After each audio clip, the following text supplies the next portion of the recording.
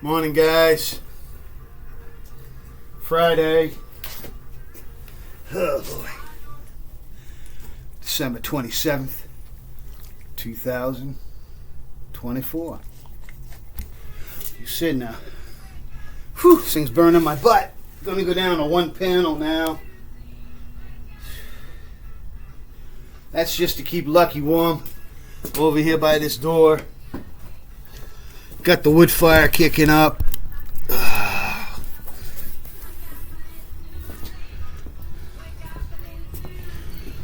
Yellow pine does a real good job of warming the place up fast. I break it up a little bit small, and then get it fired up.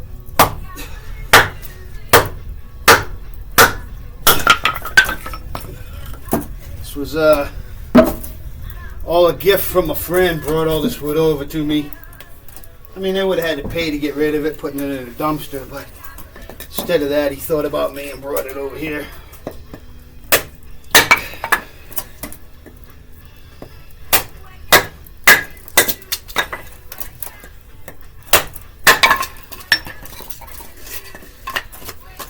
Alright, wake up, little Susie. Got a little bit of everything in there. Floor from that camper I broke up behind the... When I had that camper behind the garage. It's a piece of the flooring here. Plywood. It's all scrap wood. Heating my garage along with the waste oil heater is feeding over here on the side. I don't know if you can see it. If I get like over here, maybe you can see the flame. See it dripping in there? And that's making some nice heat too. So I was just putting the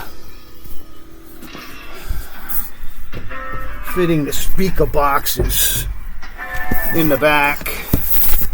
So I call them speaker boxes. They're basically water bottle bottoms, plastic water bottle bottoms that I fit the speaker into.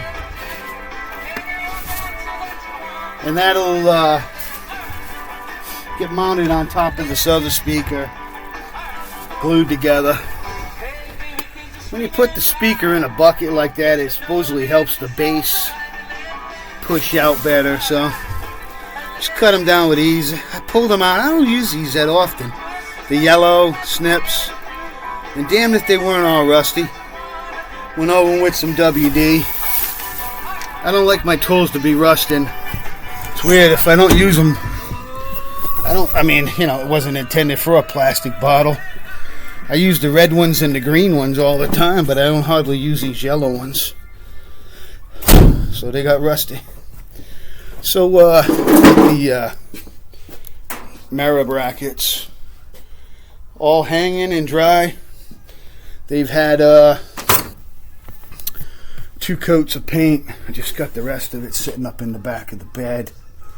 I still got to clean the mirrors. I'm going to work on those. But I didn't have any metal polish. I got to go pick some up. I'm going to pick up some compound eventually because I'm going to be using it to prep this body for clear. Wow. This thing's really come together. I'm going to be going out a little bit and working on the letting it warm up a little bit. Seems like the warmest part of the day. Watch out, Lucky. Come on, let's go outside. Well, come on, go out the door. So I started working on this. Pull that door shut. Started working on this. I made some hooks. As you can see, got those on, haven't been fastened to the chain, but I got to make some slots now right here. And then I made some pieces to, I think I brought those back in the garage. The little eyelets.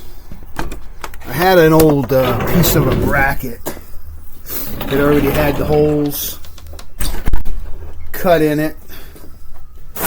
So I carved it up was this, and I made these pieces, as you can see, out of that. Already had some nice holes punched in them, so I'll be welding those to the body later on once the sun gets up over. Let's say between 11 and 3 o'clock seems to be the best working time.